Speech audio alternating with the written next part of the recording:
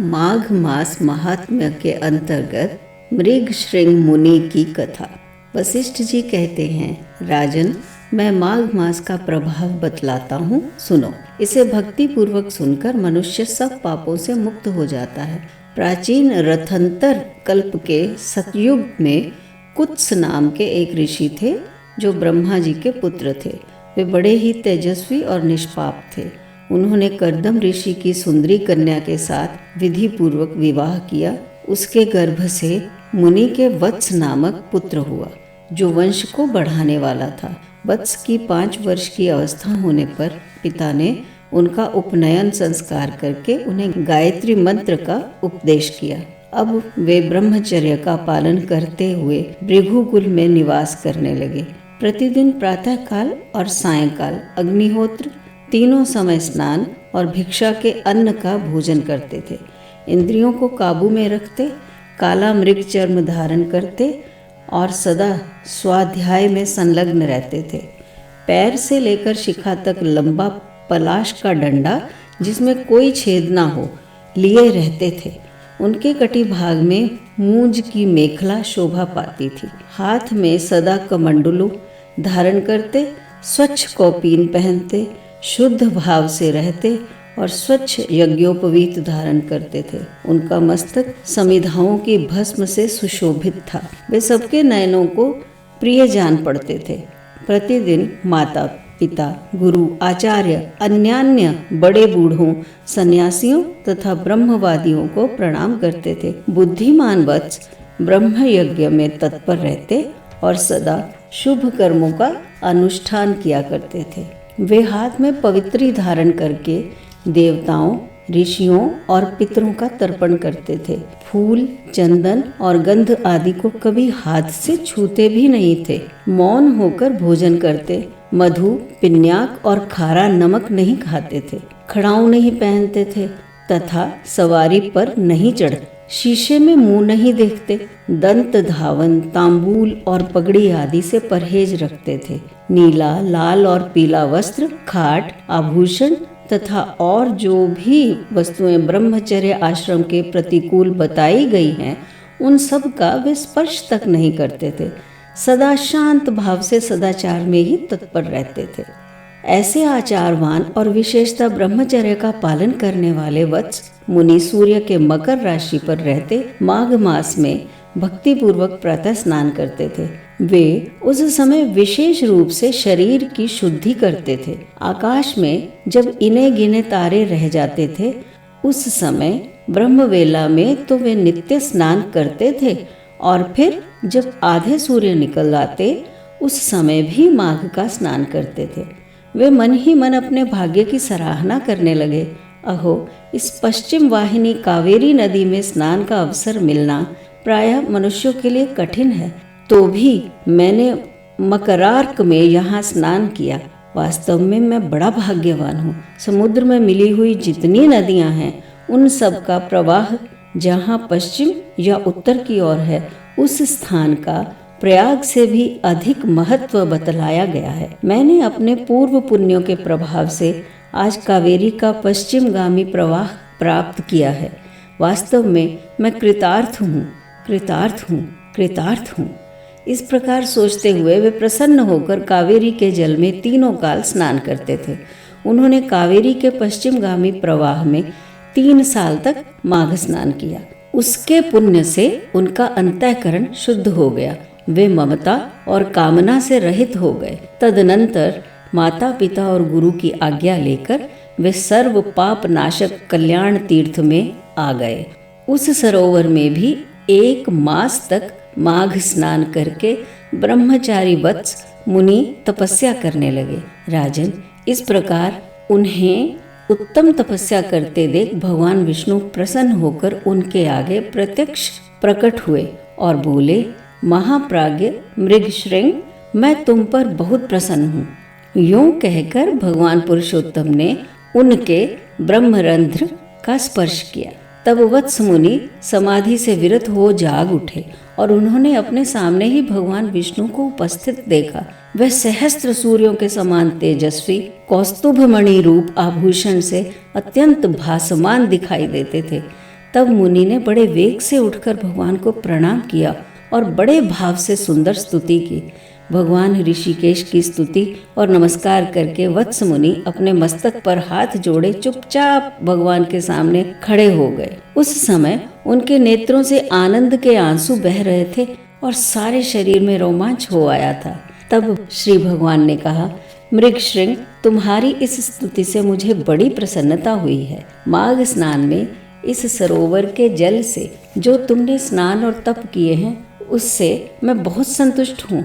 मुने, तुम निरंतर कष्ट सहते सहते थक गए हो। दक्षिणाओं सहित यज्ञ, दान, अन्यान्य नियम तथा यमों के पालन से भी मुझे उतना संतोष नहीं होता जितना माघ के स्नान से होता है। पहले तुम मुझसे वर मांगो, फिर मैं तुम्हें मनोवांछित वस्तु प्रदान करूंगा। मृगश्रृंग, तुम मेरी प्रसन्नता के लिए मैं जो आज्ञा दूं उसका पालन करो।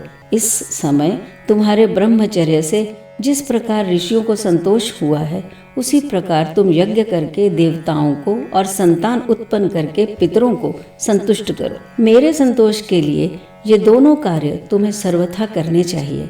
अगले जन्म में तुम ब्रह्मा जी के पुत्र महाज्ञानी ऋभु नामक जीवन मुक्त ब्राह्मण होगे और निदाघ को वेदांत वाक्य जन्य ज्ञान का उपदेश करके पुनः परम धाम को प्राप्त होगे। मृगश्रृंग बोले, देव, संपूर्ण देवताओं द्वारा वंदित जगन्नाथ, आप यहाँ सदा निवास करें और सबको सब प्रकार के भोग प्रदान करते रहें।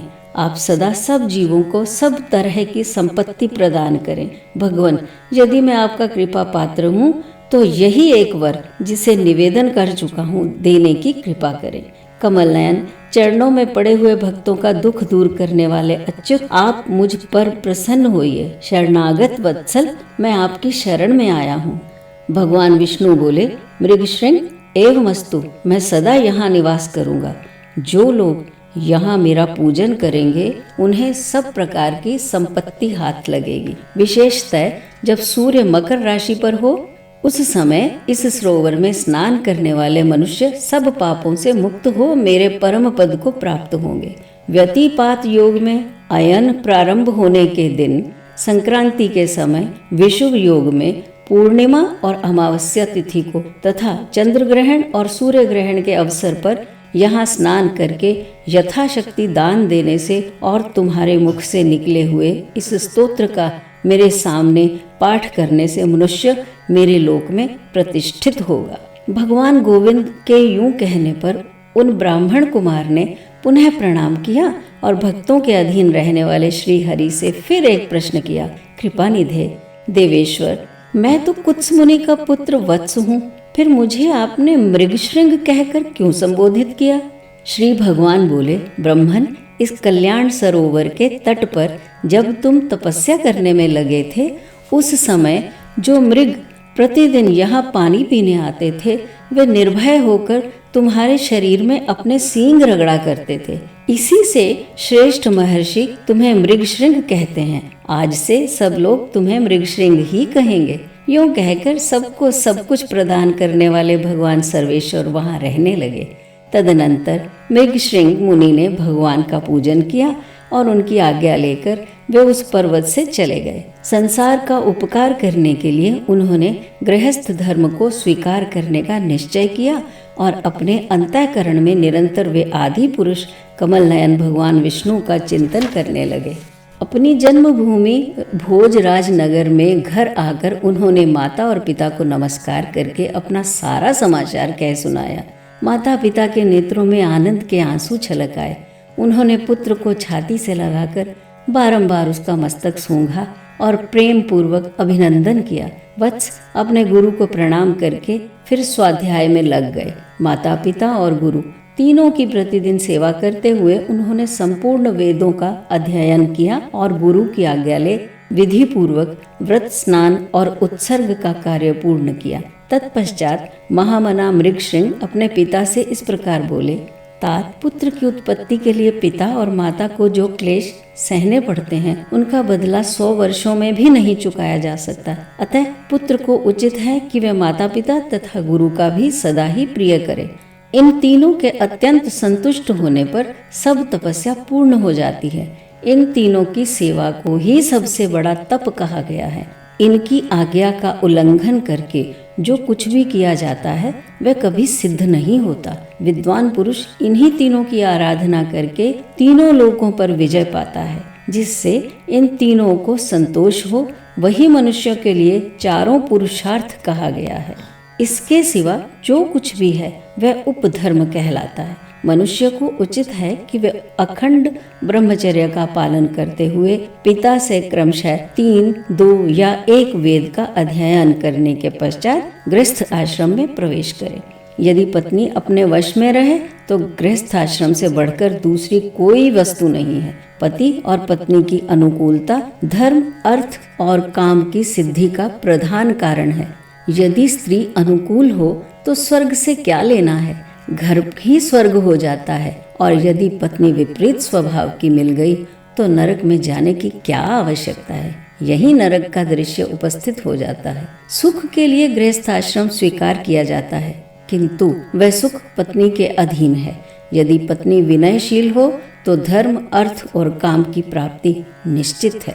जो गृह कार्य में चतुर, संतानवती, पतिव्रता, प्रिय वचन बोलने वाली और पति के अधीन रहने वाली है, ऐसी उपयुक्त गुणों से युक्त नारी स्त्री के रूप में साक्षात लक्ष्मी है। इसलिए अपने समान वर्ण की उत्तम लक्षणों वाली भार्या से विवाह करना चाहिए।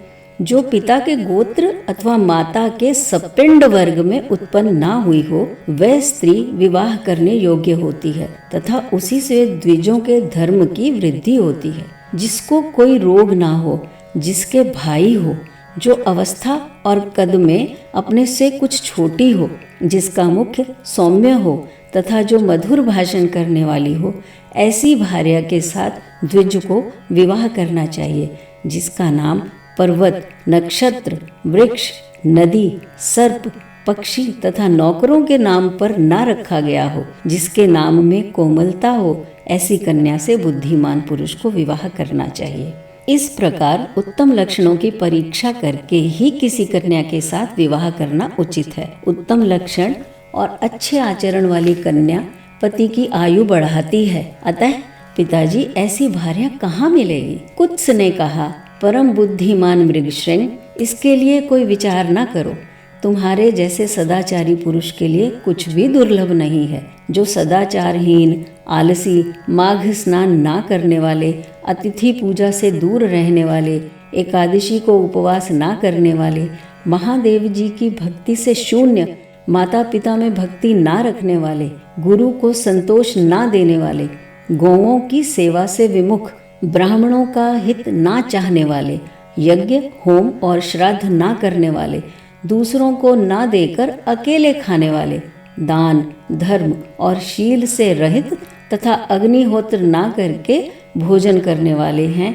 ऐसे लोगों के लिए ही वैसी स्त्रियां दुर्लभ हैं। बेटा, प्रातःकाल स्नान करने पर माघ का महीना विद्या, निर्मल कीर्ति, आरोग्य, आयु, अक्षय धन, समस्त पापों से मुक्ति तथा इंद्रलोक प्रदान करता है।